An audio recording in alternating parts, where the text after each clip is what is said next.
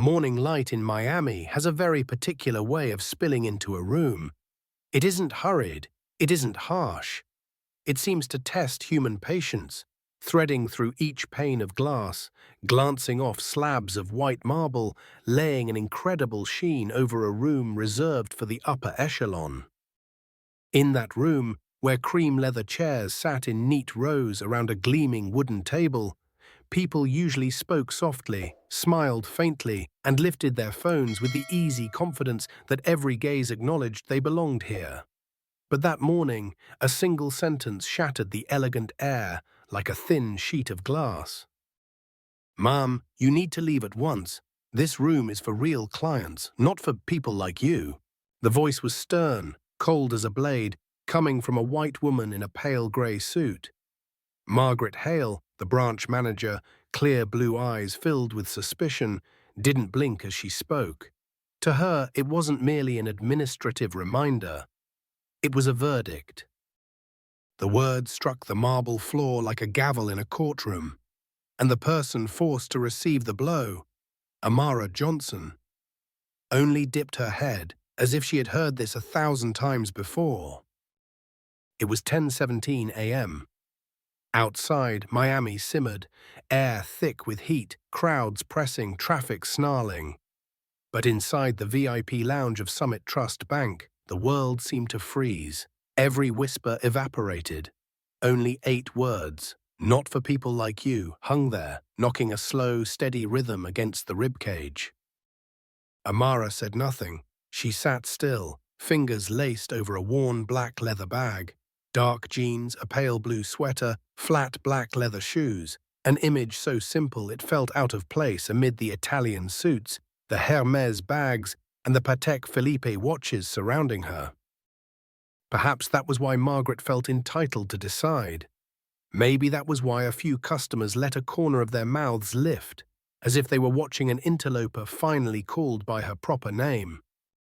What Margaret did not know, what no one in that room knew, was that the woman before them was no ordinary client. Amara Johnson was the CEO of Johnson Global Enterprises, the principal owner of Summit Trust Bank. Every brick, every pane of glass in this building bore the imprint of her decisions.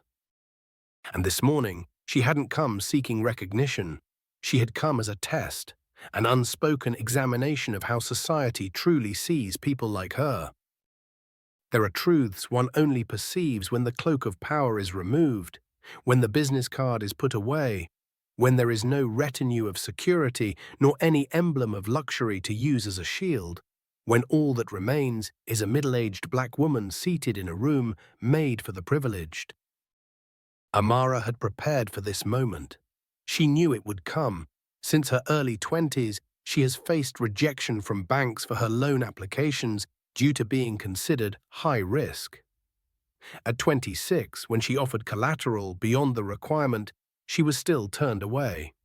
Through all the quiet signings in conference rooms, knowing that the moment she stepped outside, a glance of doubt would slide over her because of her skin.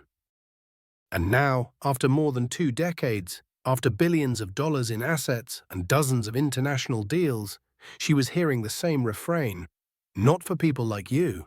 They say time can change everything, but some social scars run so deep they wait only for a chance to surface, through a careless sentence or a deliberate one. The room rippled in silence. A few patrons shifted their chairs, unwilling to get involved, but unwilling to miss the spectacle. A white man, Thomas Grant, cleared his throat, a tilted smile suggesting he was ready to pour oil on the fire. In a far corner, Sophie Klein, a young bank employee, stood with arms folded, eyes dissecting Amara's every movement, waiting for the slightest misstep to call security. Amara registered all of it. She felt every look, every breath, every quickened heartbeat that didn't belong to her. Instead of reacting, she let silence speak. Because sometimes silence is the beginning of a storm. And that morning, in the VIP lounge of Summit Trust, a storm was forming. Not a storm of shouting, not a storm of chaos, but a storm of truths that had been hidden for far too long. When Amara was a child, She often followed her mother to scrub floors in an old bank office in South Carolina. She remembered clearly the smell of damp wood, the sting of bleach, and the sound of white men's shoes clicking past without so much as a nod of acknowledgement. Her mother, small in stature but with a straight back, used to tell her, "Let them walk past you, but never let them walk over your dignity." Years later, even as one of the most powerful female CEOs in America, those words still echoed in Amara's heart like a silent prayer. That morning, when she stepped into Summit Trust Bank, she deliberately left the cloak of power behind. No luxury car parked at the gate, no brand logo on her handbag, no circle of bodyguards around her.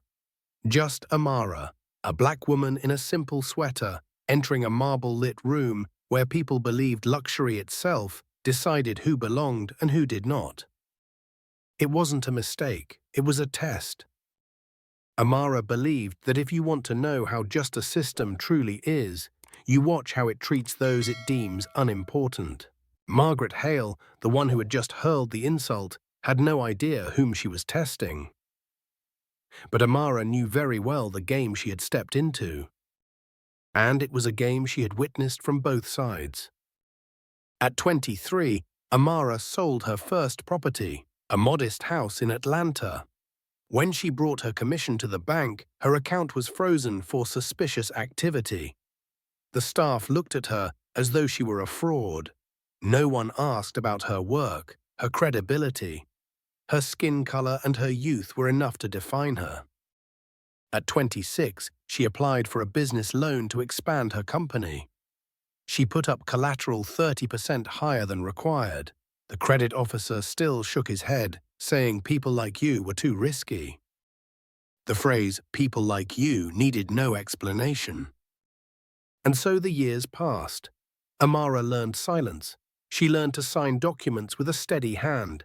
She learned to turn every impossible into billion-dollar figures on balance sheets. But deep down she knew the armor of power, the CEO's chair, the glass walls of high offices, all were just a shell. If one day she walked into a room without those emblems, every old prejudice would return. This morning was that day. At 10:17 a.m., Amara sat down in the VIP lounge. She carried no designer handbag, only a thin briefcase with a tablet and some papers. She intended to conduct a transaction, withdraw $5 million, but more importantly, she wanted to see how her own bank would treat a black woman when they didn't know who she was. She called it the silent test. People often say the most incredible power is not how much money you have, but whether you can strip away the glitter and still stand tall. And she wanted to know, without the CEO's armor, without the title, would the dignity of a black woman be respected? Margaret had already given her the answer the moment she sat down. Customers in the lounge began to take notice. A few whispered, a few lifted their phones discreetly, waiting for the unusual moment to unfold. The room, once bathed in luxurious light, had turned into a stage, every gaze fixed on a familiar script. A black woman challenged for the right to sit where she was not deemed worthy. Amara did not look surprised. She did not react. Deep inside, she had expected this. And yet, when it happened, her heart still tightened. Not for herself, but for the countless others who had stepped into rooms like this and walked out silently, carrying wounds no one could see. In the corner, Thomas Grant, a longtime client, straightened his tie and smirked. His face bore the kind of confidence money often grants, the entitlement to judge. To him, Amara was nothing more than an intruder. He had a cutting remark ready, waiting only for the right moment. Beside him, Sophie Klein, the young bank employee, crossed her arms. Her eyes were cold, as if she were waiting for an excuse to summon security. For Sophie, security was not about protecting assets. It was about preserving the purity of the space from people she believed didn't belong. All those eyes bore down on Amara. And she, alone, sat still, back straight. In that moment, memories flooded back. She remembered her mother, the quiet woman who scrubbed floors, saying, "Never let them walk over your dignity." She remembered the first time she signed the contract to acquire a major company, only to hear a partner whisper she was just a black face fronting someone else's deal. She remembered the gala dinners where she was the only dark-skinned person in the room, always asked the same question: "Who do you work for?" All those fragments are now layered over the present moment. But instead of fueling her with anger, they settled into a profound stillness. Amara understood that what was happening wasn't just a single insult. This was the final test, not only for the bank, but for the legacy she wanted to leave behind. And so she sat still. No resistance, no justification, no need to shout that she belonged. Because she knew. Her silence today would carry more power than 1,000 screams. A storm was gathering, and Amara Johnson had chosen to meet it this way. Silence often wears many faces. There is a gentle silence, like a pause between two notes of music. There is a confused silence when words go astray and the heart hasn't yet found its answer. And then there is a silence heavy as stone, pressing down on a room until someone is forced to break it with an accusation. In the VIP lounge of Summit Trust that morning, the silence was of the third kind. Margaret Hale leaned closer to Amara as if to make sure everyone could hear. Her voice was not loud, but sharp as a needle. "We need proof. Where does your money come from? You must have documents, otherwise, I fear this is nothing but a charade." A faint breath rose from the back of the room. A middle-aged white client nodded as though confirming Margaret's demand. A blonde woman whispered to her companion, her eyes fixed on Amara's plain black shoes. Thomas Grant was no longer content to sit still. He pushed himself up from the leather chair, tie glinting under the yellow lights, his face flushed, whether from morning whiskey or from the performance of righteous fury he wanted to display. He stepped closer, chin lifted, lips curling in a smirk full of contempt. "Who could believe a black woman dressed like this is here to withdraw? How much was it? $5 million? Perhaps the money comes from drug trafficking. Or worse. People like you." He left the words hanging, long enough for the room to tremble with whispers and uneasy laughter. Amara remained seated, eyes blinking softly. Not a muscle on her face moved. But in her chest, her heart recalled an afternoon in 1999. She was young then, standing in a small bank branch, hearing an employee mutter nearly the exact words, "People like you are not priority clients." 2 decades later, the words had survived. Only the voices and faces had changed, while the essence remained the same. In the far corner, Sophie Klein folded her arms, her tone dripping with mockery, but loud enough for all to hear. "That amount doesn't match her profile. She probably stole someone else's information. Look at how she sits, like she's hiding something." A few customers chuckled. They laughed not because they believed, but because they wanted to believe. To think the social order was intact, white wealth unquestioned, black people forced to prove every dollar they possessed. Amara exhaled slowly. She had expected this moment, but hearing the words fall from their mouths still cut like blades. As if that weren't enough, Thomas suddenly swung his arm and knocked Amara's tablet to the marble floor. The sound was soft, but its echo carried farther than a gunshot. Not stopping there, he pulled a folded slip of paper from his pocket, letting it slide across the floor until it landed at Amara's feet. Scrawled in blue ink were the words, "Pawn shop." Laughter broke out from several corners. A couple near the door frowned. The husband shook his head at his wife but said nothing. An older woman clutched her purse tighter, eyes sliding away. Amara bent slightly but did not pick up the paper. Instead, she lifted her gaze to Thomas. It was neither angry nor heated. It was cold, deep, and so utterly calm that it unsettled him. But rather than retreat, he forced a brittle laugh. "Go on, take it. It suits you better than sitting here." The elegant lounge had become a makeshift courtroom. They judged her with their eyes, with whispers, with gestures of disdain. And in that court, Amara was the accused who needed no evidence, because the verdict was already written in her skin. Margaret ended the performance with words heavy as a gavel. "This is not a public service hall. This is a room for real clients. If you do not leave, I will call security." She turned to Sophie and gave a slight nod. Sophie smiled, hand reaching for the desk phone. Amara closed her eyes for a single second. She remembered her mother's words.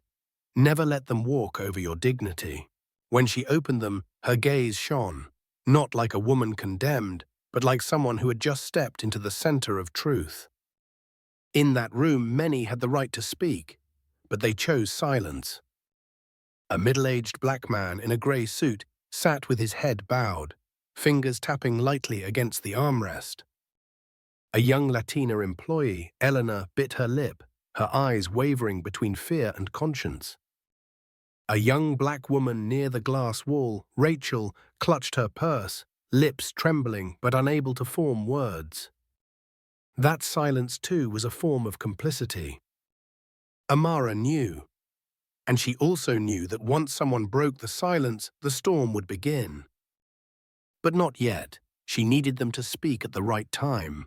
For now, she only sat firm, letting truth build pressure until it could no longer be hidden.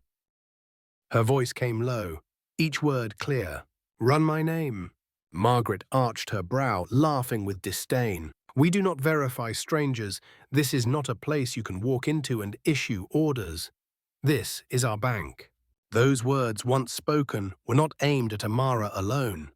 They declared that this space belonged only to certain people. And Amara, and all who looked like her, would forever be outsiders. But Margaret did not know she was planting seeds for a storm she would never control. Amara sat still, eyes fixed on the space before her. She gave no reply. She let the phrase, "Run my name," hang in the air, like a stone dropped into a pond, its ripples destined to reach the ones who needed to hear it. The room fell silent. They thought she had surrendered. But the truth was different. She was letting them expose every prejudice themselves, layer by layer, word by word. Amara's silence heavy as stone, had become the sharpest weapon in that gleaming room. And this was only the beginning. The air in the VIP lounge thickened like an invisible smoke. You couldn't see it, but it filled lungs, pressed heavier on shoulders, forcing someone, anyone, to shatter it with a word, with an act. Margaret Hale broke it first.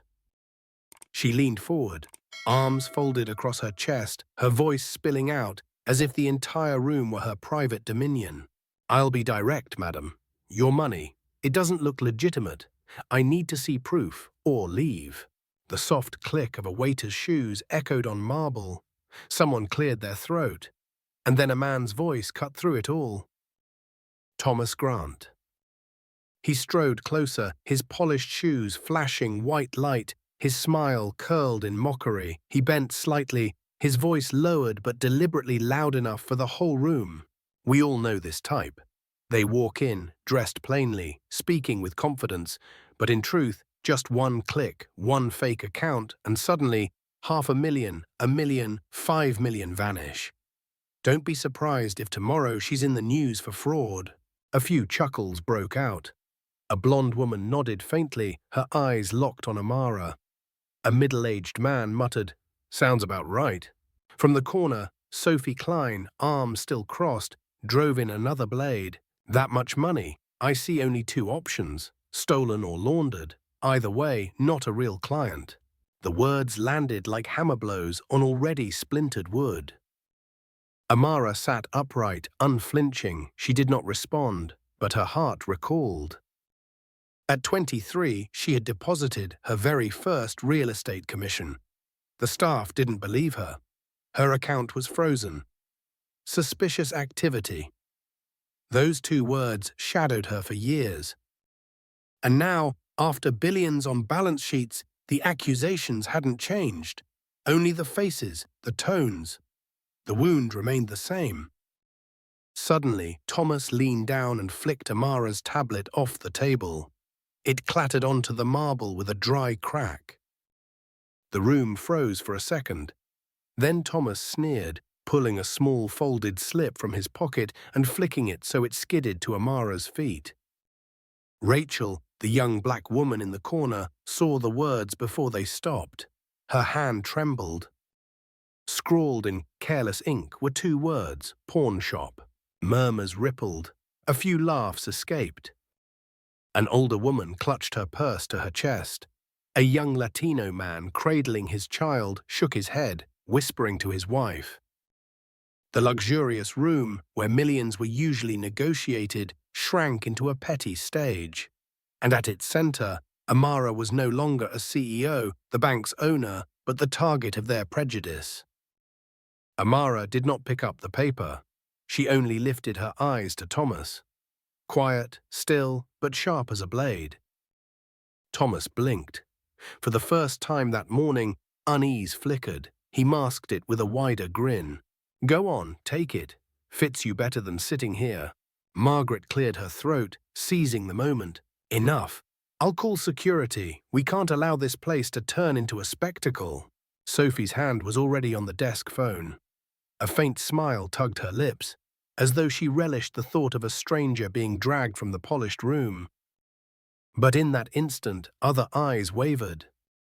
Elena Torres, the Latina employee, did not laugh. Her face had gone pale, as though she herself had been unmasked. She knew if it wasn't Amara today, it might be her tomorrow. A young immigrant woman judged the same way. Rachel Moore, the young black woman, clutched her purse tighter. Her eyes were wet, her lips moving, but no sound escaped. David Brooks, a black man seated in the corner, arms folded, looked from Amara to Margaret, wrestling between the safety of silence and the burden of truth.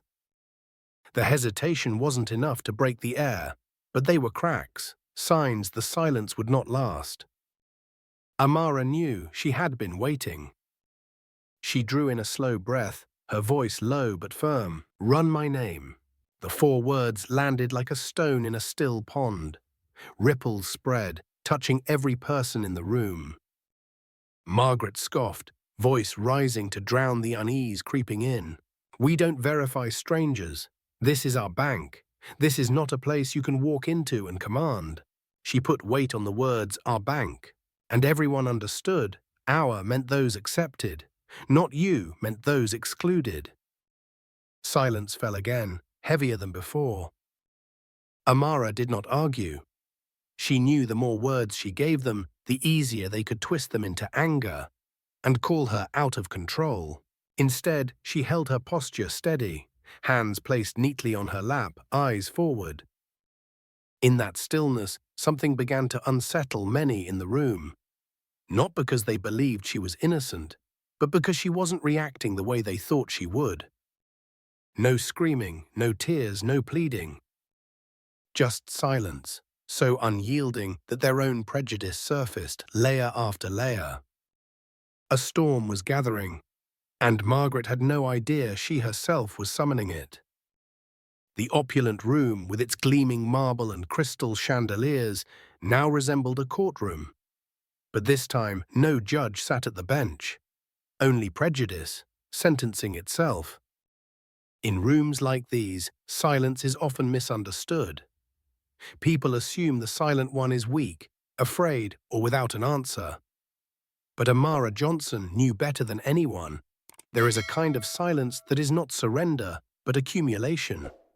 Like the surface of a still lake, beneath which a tide is gathering, waiting for the precise moment to surge.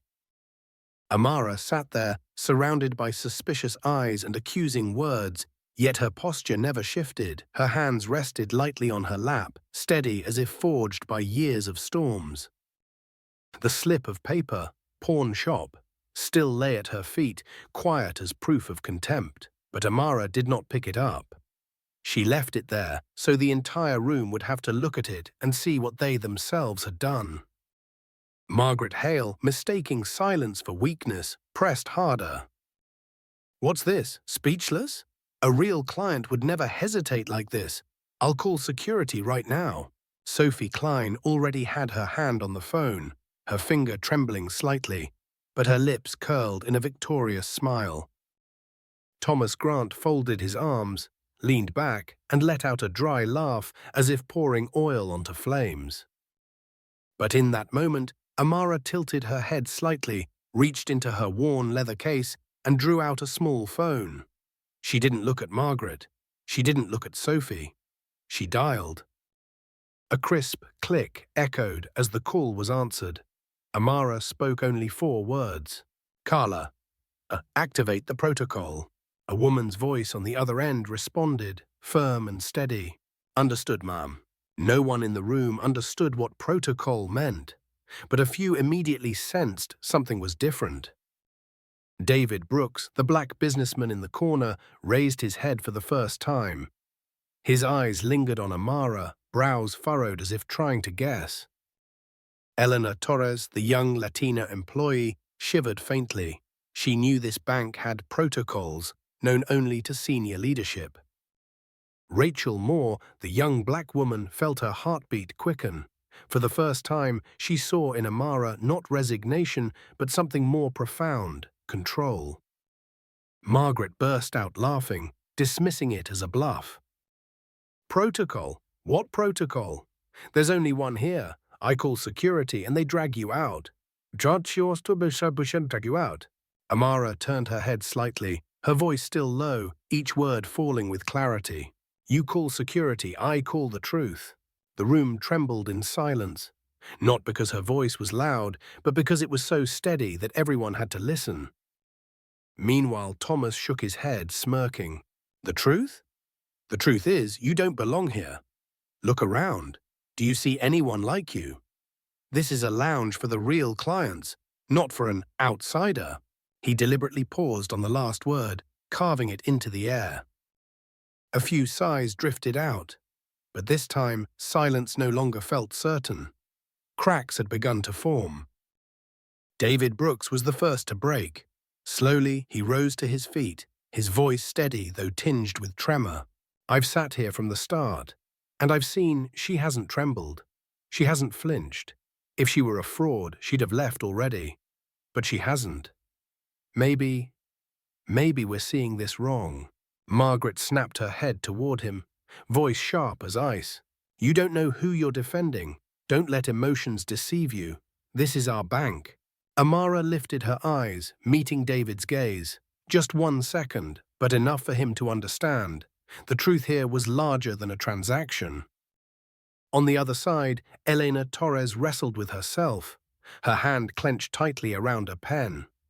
She remembered last year's staff training when supervisors instructed them to screen clients based on risk signals. They never said skin color, but everyone understood. She heard Margaret, heard Sophie, heard Thomas, and she knew they were acting out what the system had quietly taught. She opened her mouth to speak, then it closed it again. Fear kept her bound in silence. Rachel, the young woman, trembled too. Her lips quivered, her eyes lifting from her purse to Amara. In that moment, she saw her mother's face. A black working woman, once thrown out of a store simply for standing too long in the luxury aisle. Rachel's lips whispered, "Unfair," but her voice was too soft for anyone but herself to hear.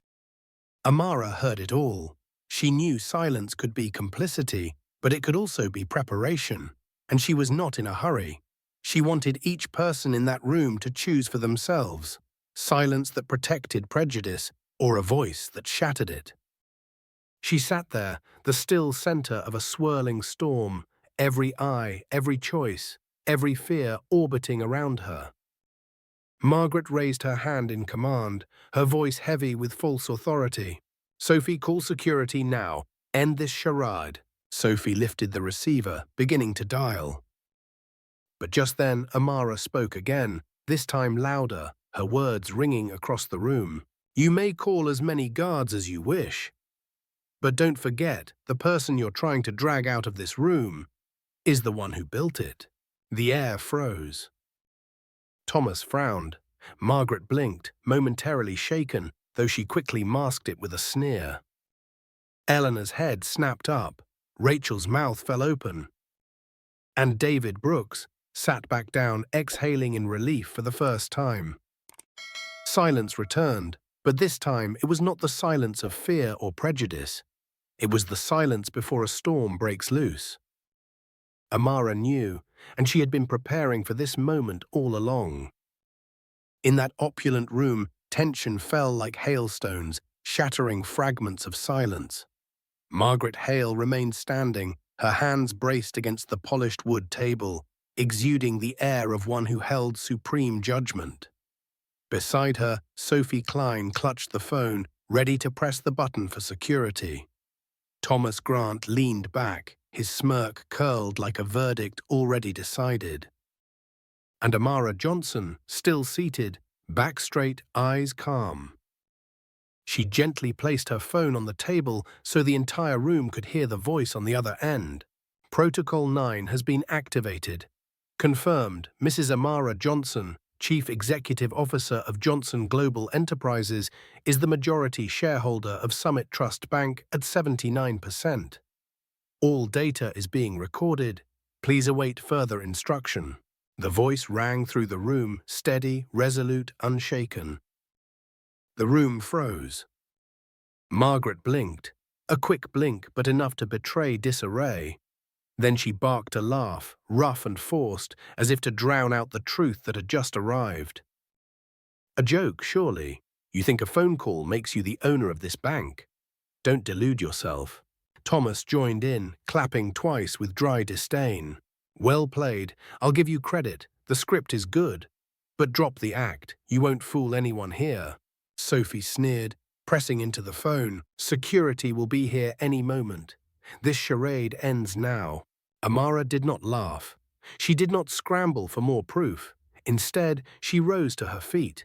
The motion was slow, but carried an uncanny weight, like it wasn't just a woman standing, but a buried truth rising with her.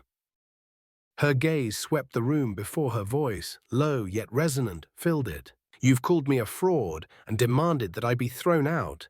Declared, I don't belong here. But let me tell you this. I do not just belong here. I own it. The word own sliced through the dense air.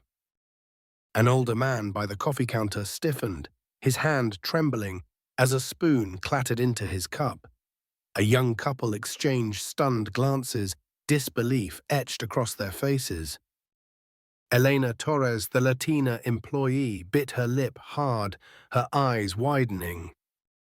Rachel Moore, the young black woman, clutched her purse, her lips parting. CEO. David Brooks nodded slowly, as though a puzzle piece had just clicked into place. Margaret laughed again, trying to claw back control. Oh, pathetic. A pauper pretending to be president. You expect us to believe a few empty words. Amara didn't look at her. She turned instead to Thomas, who had just sneered. Yippee. You said I don't look like a real client. You're right. I'm not like you, sitting here sneering, belittling. I am not like you because I did not buy my place with prejudice. I built it with work, with intellect, and with a patience you will never understand. Thomas opened his mouth, but his throat closed. Something in Amara's voice locked him into silence. Carla's voice returned over the speakerphone air, steady and precise. Confirmation, Mrs. Johnson is chairwoman of the board of Summit Trust. Ownership documents have been uploaded to the internal system. Her authority is effective immediately. This time, no one dared laugh. Sophie let the phone slip from her hand, her fingers recoiling as if scalded. Margaret clenched her jaw, her lips drained of color. Thomas turned away, his eyes darting for an ally, but found no nods, no agreement. Silence blanketed the room for a third time, but this silence was no longer heavy for Amara. It was heavy for every soul who had mocked and humiliated her. Amara let them drown in it for a few seconds. Then she stepped forward, her heel striking the marble, each sound a declaration. She stopped before Margaret, locking eyes with her. 10 minutes ago, you told me I didn't belong here. Now I'll tell you, it is you who doesn't belong, because this bank has no place for hatred dressed as authority. David Brooks shot to his feet, his voice firm and clear. I know her. Forbes, 2 years ago. She's the one who bought Summit Trust when it was on the brink of collapse. A murmur spread through the room. Amara's face was no longer that of a stranger. It matched the photos they had once seen, the success stories they had once read. Rachel Moore stared, her eyes brimming with tears. She cried out, loud enough for the room. She's the CEO, and they just treated her like she was nothing. The atmosphere shifted. Laughter died. In its place, awkward whispers and lowered gazes filled the room. Margaret clung desperately to her crumbling power, her voice shaking. Even if you are CEO, that doesn't mean we were wrong to check. Amara didn't flare. She tilted her head, her voice even. You didn't check. You humiliated. You didn't do your job. You judged. And you turned a bank into a courtroom where skin and clothing mattered more than truth. The room now resembled a shattered painting. Pieces of prejudice scattered at the feet of the woman they had just called an imposter. Amara did not need to shout. She did not need more proof. The truth had revealed itself. And that was the first reversal. The silence in the VIP lounge had now changed color. It was no longer the silence of contempt, nor the silence of helplessness. Now it felt like the hush in a courtroom, just before the judge delivers the final verdict. Amara Johnson stood there, her figure towering not by height, but by the serenity that rose above every gaze. They still looked at her, but this time their eyes carried not only doubt, there was fear, regret, and a glimmer of respect they could not conceal. Margaret Hale clung to the last shred of her power. Her once commanding voice now quivered like a taut string. Even if you truly are the CEO, we were only doing our duty, risk assessment, following procedure. Amara turned fully to face Margaret. Her eyes were not angry, only radiant with a clarity that forced Margaret to bow her head. If that was an assessment, it should have been fair. But you did not do that. You judged me the moment I walked into this room, not because of the money, not because of the paperwork, but because of my skin color, and because I wasn't wearing what you wanted to see. Her voice was low, measured, yet every word struck the marble floor like the hammer of a judge. Thomas Grant cut in, scrambling to recover his air of superiority. We're making too much of this. Don't let emotions run wild. I've seen hundreds of imposters. You can't blame us for being cautious. Amara stepped closer, the space between them no more than an arm's length. She stopped, eyes locking onto his. Cautious is not knocking someone's tablet to the floor. Cautious is not tossing a slip of paper marked pawn shop at the feet of a black woman and telling her to pawn her life away. That is not caution, Mr. Grant. That is humiliation. Thomas's face drained of color. His eyes blinked rapidly, but no excuse escaped his lips. Sophie Klein stood half-hidden behind the counter, masking her unease with a thin smile. I was only doing my security duty. We're trained to detect suspicious behavior. And, well, the way you acted, the way you stayed silent, it made me suspicious. Amara tilted her head, stepping closer to Sophie. Silence is a crime. When a black woman does not shout, does not justify herself, but sits still, that becomes suspicious? Or is the real suspicion in the very eyes that were trained to distrust anyone with skin like mine? Sophie swallowed hard, her gaze faltering, unable to meet Amara's eyes. The room now resembled an actual courtroom. No judge sat high, no gavel struck. But truth, once spoken into the light, was already its own sentence. Amara swept her gaze across the room, then spoke. Her voice not raised but steady, each word deliberate. You accused me, called me a fraud, a money launderer, said I did not belong. You spoke these things without a shred of proof. But my proof is the fact that I still stand here with all my dignity intact. And your evidence is every word of prejudice that came from your own mouths. A wave of murmurs stirred. Some nodded, some lowered their heads, some looked at Margaret, Sophie and Thomas with eyes different from before. David Brooks rose again. He spoke slowly, making sure each word landed. I kept silent from the start, because I thought silence was safer. But now I see silence is complicity. I heard it all. From the words "people like you" to that slip of paper that said "pawn shop." This is not a procedure, this is naked racism. The room trembled. A few scattered voices said, "That's right." An older woman nodded, whispering, "I saw it too." Rachel Moore, the young woman seated against the glass wall, her hands trembling, spoke this time with a voice clear enough for all to hear. I've been through this too. Last week, when I tried to open a business account, they turned me away just because I was a freelancer. I recorded it, but I didn't dare speak. Today, I can't stay silent. She pulled out an old phone, trembling, and played a recording. Sophie's voice rang sharp from the speaker. "We don't open accounts for customers like you. Go find a cheaper bank." The room erupted. Sophie's face went pale, her lips fumbling. I don't remember. But there was no need to remember. The truth was recorded. Amara turned back, her voice dropping, like a verdict sealed. So now we have enough. Not just prejudice in words, but a system that turned people in this room into gatekeepers, deciding who was worthy to enter and who was not. She raised her head, eyes sweeping the room. But today, those gates close, not on me. On those who used them to strip others of dignity. Margaret blanched, shouting desperately, "This is entrapment. You came here to bait us." Amara answered firmly, her voice unshaken. "No, I came here to test, and you exposed yourselves." Her words fell like the final punctuation mark. Silence cloaked the room again, but this time no one mistook it.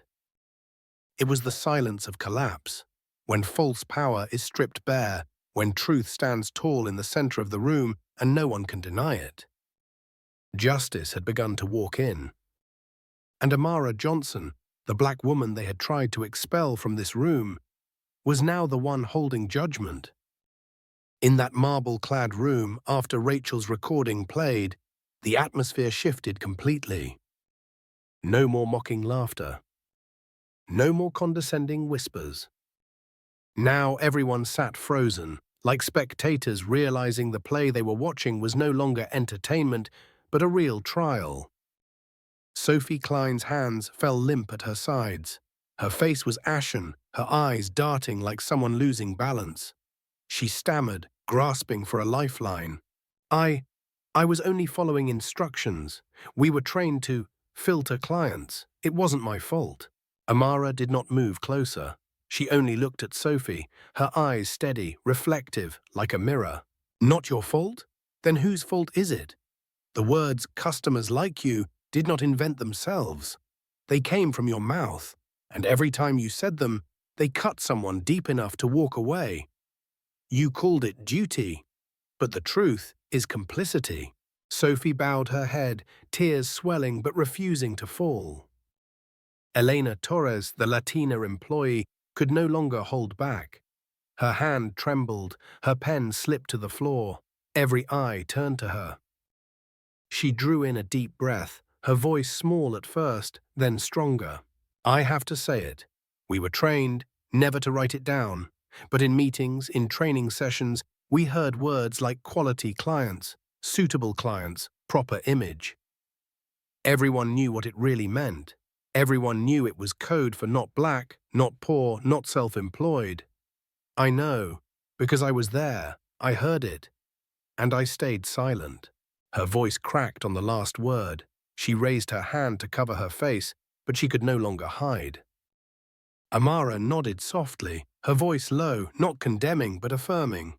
"So this system is not just a few individuals. It is taught, wrapped in polished language. But underneath, it is nothing more than another way to say, people like us are not worthy." A sound stirred from the back. David Brooks, the black man who had stayed silent for much of the morning, rose again. His face was solemn, his voice trembling but resolute. "I've been a client here for 12 years. I've placed millions in this bank, but I have never once sat in this room and felt I truly belonged. I always felt accepted on condition. I stayed silent because I thought money would make them respect me. But money changed nothing. They still looked at me as if I were out of place." He turned to Amara. "Today you forced me to admit my silence has been feeding this culture." His voice caught, but it was not the sound of weeping. It was a confession. And Amara looked at him and nodded gently. "You are not alone. Many of us have been silent, and it is that silence that turned this bank into a place where human dignity is filtered like currency." The air in the room thickened. Then a hoarse voice rose from the back row. An older man, silver-haired in a worn grey suit, stood slowly. He braced himself on a chair, his step unsteady. His voice shook, but was clear. "My name is Richard Langford. I was a regional director at Summit 10 years ago. I trained many of the staff in this branch. Margaret, Sophie. I must admit, we planted this seed. We never said it outright. We used vague phrases, quality clients, proper posture, trustworthy image. But we knew exactly who would be excluded from the start." A ripple of unrest spread. Richard sighed, lowering his eyes. "I stand here not to defend myself. I stand to confess. I helped build this invisible wall, and today, seeing Mrs. Johnson stand tall, I know I must speak. Because if I don't, my silence will remain a chain around the next r.a.c.i.s.m. Next generation." Amara listened without interruption. Her eyes were deep, as if absorbing an unspoken indictment. When Richard sat down, she stepped forward. Her voice was slow but firm. "So the picture is clear. Not just one employee, not just one manager, but an entire system. A system handed down from the top, shielded by elegant words, sustained by the silence of those who knew but did not speak. And that system decided who could walk in here with their head held high, and who had to bow it, no matter how much faith or money they carried." Her words landed. No one objected. Sophie lowered her head, her eyes red. Elena trembled, but her gaze was brighter, as though a burden had lifted. David stood firm, his hand tightening into a fist. Richard bowed, exhaling as though released. Rachel wept, but it was no longer the weeping of fear. It was relief, because finally, what she and so many others had endured had been called by its proper name, racism. Amara turned from the cluster of staff to face the whole room. "You see it now. They've said it themselves. This is not a few rash actions. This is a culture that has lived quietly inside these gleaming walls. And if we do not end it today, it will go on devouring more human dignity." She paused, her eyes moving across every face. "Today we end the silence." The marble room with its golden chandeliers no longer resembled a VIP lounge. It had become a public courtroom where justice did not come from a gavel's strike, but from confessions spoken after years of being buried. And Amara Johnson, the woman once told she did not belong here, now stood as the eye of the storm. But it was a storm carrying the truth. The atmosphere in Summit Trust Bank's marble hall was no longer one of uneasy silence. It had become the heavy stillness that settles after truth has been spoken. People sat frozen, glancing at each other as if they had just witnessed a wall they once thought unshakable collapse before their eyes. Amara Johnson stood at the center of the room. She needed no gavel, no one to call her title. The serenity in her gaze, the steadiness in her voice, those alone had already transformed this place into a public courtroom. She drew a long breath, then spoke. "I have heard it all, from the personal insults to the confessions of a system, and now it is time not only to point fingers, but to act." Her eyes settled on Margaret Hale, the branch manager, the one who had begun all of this with 8 words. "This room is not for people like you." Amara strolled toward Margaret. "Mrs. Hale, In the last 15 minutes, you have not only insulted me, but turned this place into an instrument of prejudice. You have used your title to mask hatred, turning clients into defendants. From this moment, your authority ends. You are terminated for racism, for abuse of power, and for dishonoring this institution. Margaret's mouth opened, but no words came out. Her once flushed face was now drained of color. She stumbled back, the chair behind her crashing to the floor, a sound like a final punctuation on her career. Amara turned to Sophie Klein, her voice lowering. Miss Klein, you use the excuse of security duty to conceal personal bias. You denied clients not because of records, but because of the judgment already set in your mind. Your employment ends immediately for fabricating risk and for burying the complaints of black customers. Sophie broke into tears, but no one in the room came to her defense. Those tears fell, unable to wash away the years of complicit silence. Amara then faced Thomas Grant, the VIP client who had thrown the pawnshop slip at her feet. Mr. Grant, your money can no longer purchase respect here. From this moment, you are barred from all transactions in any Summit Trust branch. For no bank can allow wealth to walk hand in hand with humiliation. Thomas's face flushed red, his voice rising in protest. You can't do this. I'm a major client, Amara cut him off. Her tone sharp as steel. You are mistaken. I can, because I did not build this bank to serve the loudest ego, but to protect the quietest dignity. Murmurs of approval rippled through the hall. For the first time that morning, no one hid their agreement. Amara turned, her eyes sweeping the room. Her voice carried, deep and clear. But this is not only about a few individuals. This is about a system that has lasted too long, and today, here in the Miami branch, we will draw its end. She paused, her gaze meeting each face. Employees, clients, those still fearful, and those who had just found courage. From this moment, all branch operations are suspended. No transactions, no meetings, no new accounts. We begin again from the ground up with a different commitment. A wave of murmurs surged, not in protest, but in recognition. Many clients nodded. Some even clapped softly. Amara continued, her tone firm. I call it the equity program. From today, audits will not only measure numbers, but words.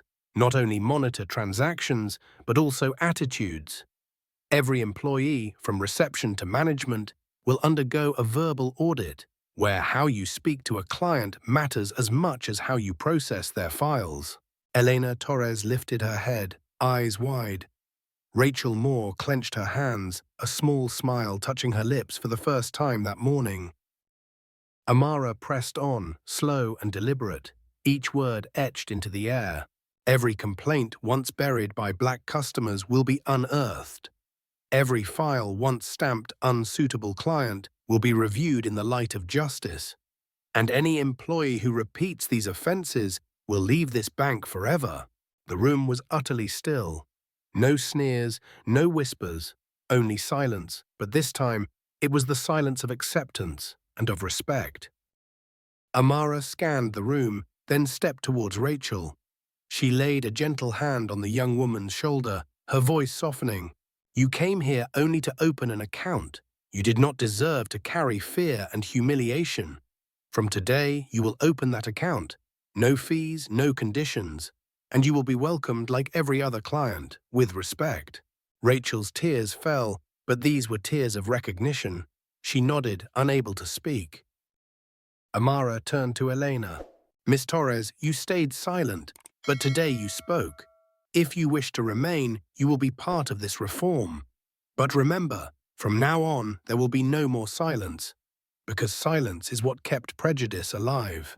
Elena nodded firmly, as if she had just reclaimed her purpose. Amara stepped back, letting the entire room see that she was no longer an outsider. She stood there, without branded attire, without insignia. Her voice rose, echoing against the vaulted ceiling. This bank will no longer measure human worth by skin color or clothing. It will measure fairness by how we treat those least expected to belong. That is the true measure of dignity. The entire hall rose to its feet. Applause thundered, not forced, not hesitant, but rolling like waves. It carried with it years of silence, buried anger, and the longing to finally see justice alive in a place once stained by prejudice. Amara stood still, receiving the applause, but in her eyes there was no pride, only calm. Because she knew this was only the beginning. Applause thundered through the VIP lounge of Summit Trust Bank like rain returning after a long drought. It was no longer scattered, no longer forced. It was applause carrying years of bitterness swallowed in silence, years of humiliation endured alone, now released in one collective sound. The gleaming marble tiles, once reflecting the proud stares of the powerful, now reflected the tears of the vulnerable, tears finally seen. Amara Johnson stood at the center, her back straight, her hands resting lightly before her. She did not wave. She did not smile in triumph. She let the applause wash over her, as though it was not meant for her alone, but for the justice that had at last surfaced after years of being buried. When the sound subsided, Amara stepped forward. Her voice carried, slow and deliberate. Today, you saw a black woman told she did not belong here. You saw contempt tossed like a cheap coin.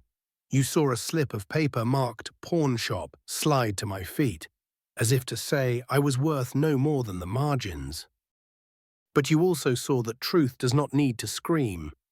It only needs to stand. And when it stands, it is strong enough to silence a room and make it listen. Some clients bowed their heads. Some staff exhaled, as if a weight had finally lifted. Rachel Moore wiped her tears and rose. Her voice still trembled, but it carried. I walked into this bank like a shadow. I thought I would leave invisibly, but today I was seen, I was heard, and I will never be silent again. Every face turned to her. For the first time, no one treated her voice as noise. David Brooks stepped forward too, pressing a hand to his chest. I once thought money would shield me from contempt. But money cannot buy respect, only truth can. And today truth stood tall because one woman refused to leave her seat. His words struck like nails driven into the invisible wall that had long stood in that room. Amara listened, then nodded gently. She lifted her chin, her voice sinking lower, steady. This is not my victory. This was a test, and the system exposed its own face. Justice is not always loud. Sometimes it comes from simply sitting still, refusing to leave, refusing to bow, and letting others reveal themselves. Another silence fell. But it was no longer the silence of oppression. It was the silence of understanding.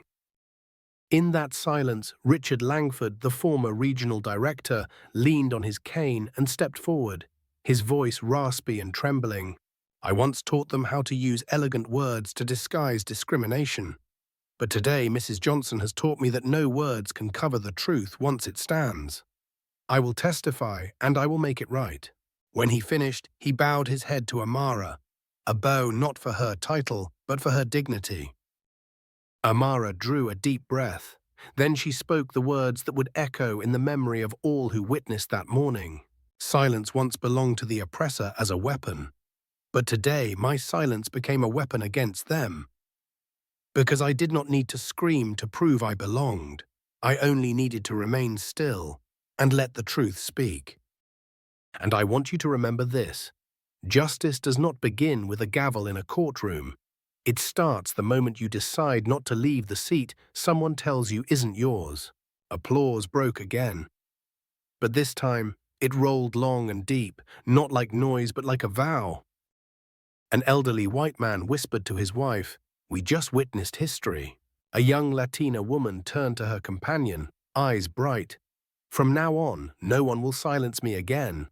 A black couple clasped hands, pride shining in their eyes. This is the beginning of something new.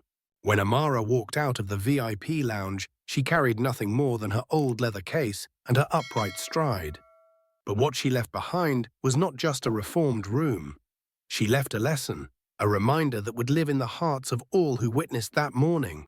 That justice is not reserved for courtrooms. That discrimination cannot stand when someone dares to face it in stillness. And that sometimes the most significant strength is not in shouting, but in silence filled with dignity.